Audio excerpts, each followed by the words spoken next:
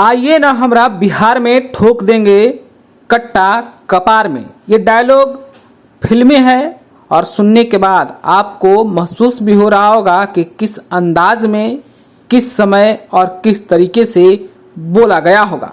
दरअसल ये बिहार में चर्चित अपने जमाने के बाहुबल और काफ़ी निरंकुश रूप से जाने और समझे जाने वाले आतंक के पर्याय बन चुके अशोक महतो के जीवन पर आधारित वेब सीरीज की है, जिसमें पूर्व आईपीएस अमिताभ लोढ़ा के आधार पर एक वेब सीरीज का निर्माण किया गया था और उसका नाम था खाकी। बिहार के 3-4 जिला, खास करके मगध और दक्षिणी बिहार के जिले से संबंधित सामाजिक, राजनीतिक और फिर प्राकृतिक रूप से जो बनावट थे, उसमें कैसे अपराध, कैसे दहशत, कैसे आतंक फैलता है, तमाम तरह की कहानी, घटना को दिखाया गया है।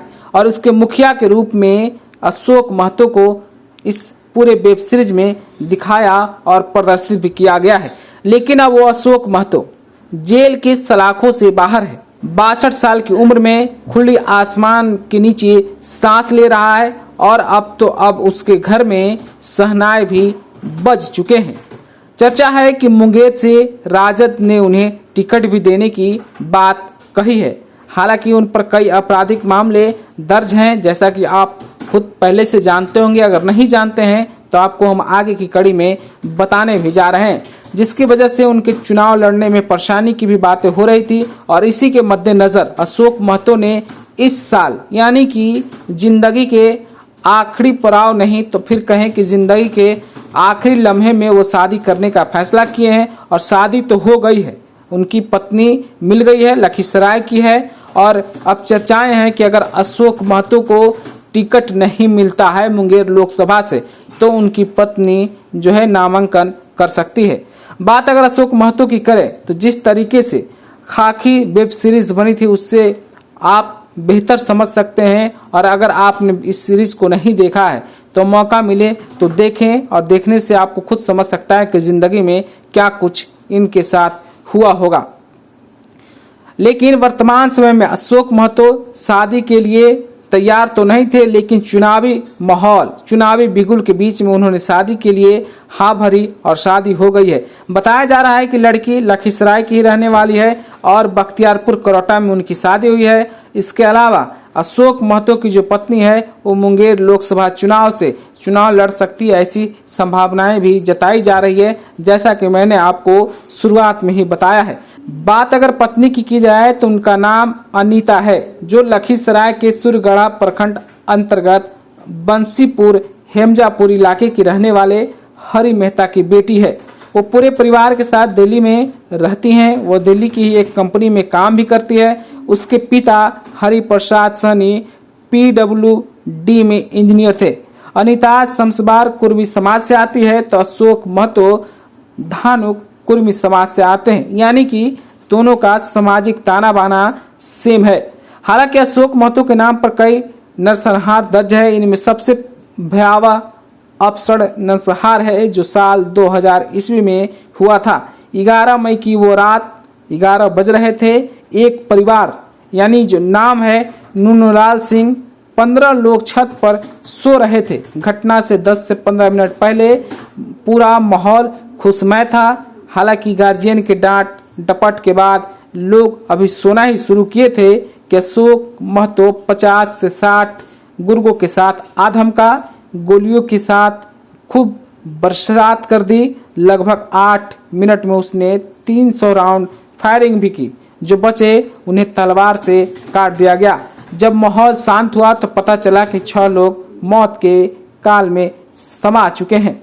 इसके अलावा 1990 के दशक में एक बाहुबली नाम से जाने जाने वाले अशोक महतो 17 साल बाद जेल से बाहर तो आ गए, लेकिन लोकसभा चुनाव की घोषणा के बाद जिस तरीके से उनकी राजनीतिक महिमा मंडन करने की कोशिश हो रही है, आप खुद समझ सकते हैं। अगर बात अशोक महतो की करें तो उनका गिरोह 2005 में निवर्तमान सांसद, यानी कि 2005 के तत्कालीन सांसद राजो सिंह की हत्या का भी आरोप उन पर लगा था। जिसके लिए अशोक महतो को कैद कर लिया गया था, लेकिन 2002 में वह नवादा जेल से भागने में सफल रहा। हालांकि इस दौरान पिंटू महतो ने 3 पुलिस अधिकारियों की हत्या भी कर दी थी और साथ ही साथ नालंदा, नवादा, शेखपुरा और लखीसराय के जिलों में अगड़ा और पिछड़ा की जबरदस्त मार काट भी हुई थी। इसके अलावा साल 1990 दशक के अंत में ही बड़ी संख्या में जाति आधारित हत्याएं भी की गई थी, जिसका आरोप अशोक महतो पर लगा था। हालांकि इस गैंगस्टर में 2 लोग आमने सामने थे, एक तरफ अशोक महतो तो दूसरी तरफ अखिलेश सिंह के बीच लड़ाई जारी थी।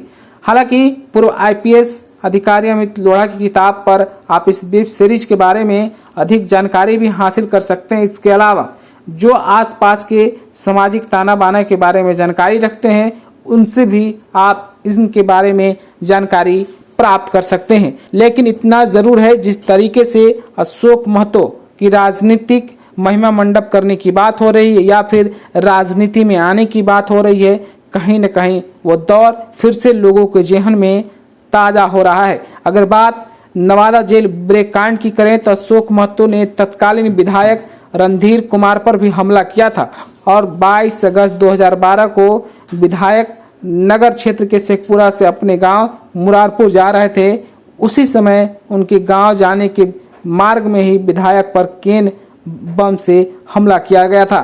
उसके बाद नवादा जेल ब्रेक कांड की भी घटनाएं सामने आई थी, जिसके बाद पूरी तरीके से पुलिस और प्रशासन के निशाने पर अशोक महतो आ गए थे। हालांकि काफी छानबीन, काफी छापेमारी, काफी दबिश के बाद अशोक महतो की गिरफ्तारी कंबाइन बिहार पाकुड़ जिले से हुई थी, लेकिन तमाम तरह की सुनवाई और तमाम तरह के गवाहियों के बाद मौजूदा समय में अशोक महतो खुली आसमां के नीचे सांस ले रहा है। और ये कहने में कोई अतिशयोक्ति या जल्दबाजी नहीं होगी कि अगर जिस तरीके से चर्चाएं चल रही है, अगर राजद की तरफ से उन्हें टिकट मिल गया, अगर अशोक महतो किसी कारणवश अगर चुनाव लड़ने में असफल रहते हैं, तो उनकी पत्नी चुनावी मैदान में मुंगेर से ताल ठोकती हुई नजर आएगी। तो समझ लीजिए, एक आपराधिक दुनिया से निकला हुआ व्यक्ति अब कैसे राजनीति में अपने आप को माननीय कहलाने की ओर बढ़ता हुआ नजर आ रहा है। आप अपनी राय क्या रखते हैं अशोक महतो की शादी